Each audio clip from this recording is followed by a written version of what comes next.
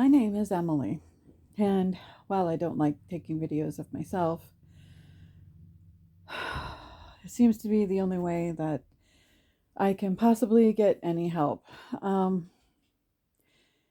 I have just recently finally gotten a diagnosis after months and months of pain and screaming pain, literally, um, to find out that I have CRPS, which, if I will actually read the words, is complex regional pain syndrome. It means that, in no uncertain terms, um, I have pain that is complex and comes from a injury, or in my case a surgery that caused an injury to a nerve or nerve bundle, in my case probably a single nerve, um, and can be permanent or short term. In my case, we don't know for sure, but it's November, it happened in May, so you do the math. May, June, September, October, almost 6 months. So yeah, it's more than likely going to be permanent for me, because they say anything after 6 months is more than likely permanent. For me, I've lost the use of my left leg. Um, yeah. Uh, Sorry. It's very emotional. It's still really raw. Believe it or not, none of the doctors, well, I won't say none, one of the doctors cares. The rest don't seem to care. It's kind of like, well, no big deal. It's your problem. You've been dealing with pain for almost 12 years now. It should be, about no big deal. I could walk before this. I walked into a surgeon's office. We talked about having back surgery. I was going to have back surgery. I was going to be able to walk out of the back surgeon's office after the surgery and be pain free. Nope. I woke up after the doctor's surgery and literally was screaming in pain. And from the moment I woke up from surgery, I have been in pain, and it has never changed. The amount of pain has slightly been mitigated. I screamed for literally a week after the surgery because the pain was completely um how do I put this? It wasn't taken care of properly. I had no pain medication in order to take care of it. I wasn't seeing a pain specialist at the time when I went in to have my back surgery, and there was no pain doctor on. I had no pain doctor who was actually giving me any kind of major pain medication. When I went in to have back surgery, I was only taking gabapentin. If you've ever been on pain medication, I was only taking gabapentin, high doses of gabapentin, but I was only taking gabapentin, which is a nerve medication, and ibuprofen, which at a later video I will get into the horrors of the gabapentin or the ibuprofen and what it's done to my body, because it has had a horrible side effect, and that has gonna that has caused other horrific side effects in and of itself, because after 10 years worth of use of that, I've had other horrible side effects. But I literally have spent, this was my 11th year after a car wreck, and I was just tired of being in pain. And gabapentin, Tylenol, ibuprofen, and at the time I was on marijuana, um, and it was enough. I had gotten off of opiates. I had gotten off of um, all of any other medications, all the other medications. I had literally gotten weaned down off of everything else, and I was just on that. But I wanted to be as completely pain free as I possibly could be. And I knew that we could do better. I knew that if we did a discectomy on a couple of discs, they could just finish it. And it would just, if we could do those two surgeries or those two discs, I could walk again and I would be fine. And went into the surgeon. He totally agreed with me. Why didn't they do this surgery 5 years ago? And no problem, we're going to do this surgery. In the surgery, we'll just say the doctor overstepped his bounds and did more than he should have. And there's an injury to one of the nerves. Um, and I'm not naming names. I'm not going to get into it, but he went further than he should have. And it appears as though when he did the surgery, the nerves are not going to recover. So I have what looks to be irreparable damage to the nerve bundle running down the sciatic nerve bundle, running down the left leg. That means that I don't have control of the muscles in my left leg. That means that you can't control standing because you can't control the muscles to make your body hold that position. You can't rely on that musculature.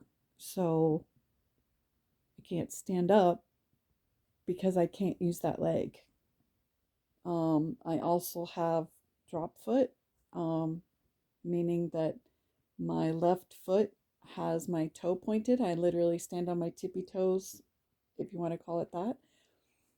And it's pretty fused at this point in that position. We're going to try and talk to a surgeon at some point, but the problem with this disease is that with the amount of pain that you're in, you can't really do surgery because the pain is so high that if they do surgery, it can actually cause extremely high, worse surgery. It causes more and more pain because the nerve endings are so high, they constantly send tons and tons of nerve signals. The other problem that we're having is that the one of the things that this does is it constantly sends tons of signals to your brain. So it causes overstimulation to the brain, and it appears to be causing overstimulation to my brain, causing what they call stress-induced seizures, we think. We're still waiting to find out because was on the waiting list for a long time trying to get into neurology, which we'll see later on this month. Finally, I have literally been waiting months and months and months to get into a neurologist. Yay, I finally found one that will see me. It's been horrific. I literally am making this video because I'm going to take you on the journey with me for however long it takes to see where this goes, because I can't be the only one out there suffering through this. I'm in a rural area, extremely rural. The doctor told me that this is a disease. Well, it's not a disease, it's a syndrome. So there's very few doctors who actually understand it. There's very few doctors who practice in this area, and there's very few doctors who understand it. So, where I am is very difficult for me to get any kind of specific care that's going to, how do I put this? That's going to help. It's going to be able to help me. I do have an excellent pain management specialist, but his whole attitude at this point in time is we have to rush to get this. He wants to put a stimulator unit in, which is only going to add more stimulation, which I, at this point, am refusing to do. So we're going to instead go a different route. We're going to try a nerve block. If that doesn't work, we're going to try a pain pump. We'll see how those go. You'll learn about them as I go through this, because I will be making videos every 2 or 3 days. I'll try and take you through kind of what my days look like, what my challenges look like. We did buy a house knowing that I was handicapped or going to be handicapped and going to very likely end up in a wheelchair at some point in time in my life. So we actually did have a wheelchair ramp on the house. Yay. The house is open floor plan, and so I do have a bathroom that is not totally handicapped accessible, but I have a single toilet that is now handicap accessible for me. Showering is not. That's a whole different story. At some point in time, we'll do a showering video and I'll explain to you how horrible it is trying to get in and out of a shower because I don't have a handicap shower. I do not have a way to actually get into a handicap shower. I do have a shower chair and a single shower that I can get into, but it's really tight and it's very claustrophobic, and I'm claustrophobic, so that's not very good, but I'll show you what it looks like and give you my options and show you how I try to get through my days when I try to do that. I have several choices and how I get through it. My other challenges are I have a dog who is a rescue and actually can sense when I'm going to have a seizure. Now, we don't know how, because he's 8.5 years old. We have no idea how can he sense them. But after 2 or 3, all of a sudden he will come in and he starts licking me if he thinks I'm having a seizure or thinks I'm getting close. And so we take his, if I start stuttering a lot and start having the shakes and the things that look like the triggers, and then the dog starts getting all up in my face, we take that very seriously and start taking the medications that look like I need to take for that.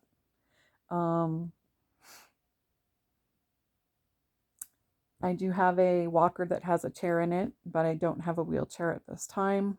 So I'll show you how I get around, how I can kind of cook and feed myself and that kind of stuff. I can feed myself, but I mean how I can cook and get food for myself as opposed to having to have completely dependent on other people to feed me. So yeah, I'll just introduce you to the life of what I am learning is a whole new world without a leg, because it's a lot harder than I thought it would be. I thought I understood. And I'll explain all of those reasons why in future videos, because this is getting kind of long. I hope y'all will join me on this trip, and I will explain more about this disease or this syndrome, my life, and hope you all will follow along. Talk to you more. Bye.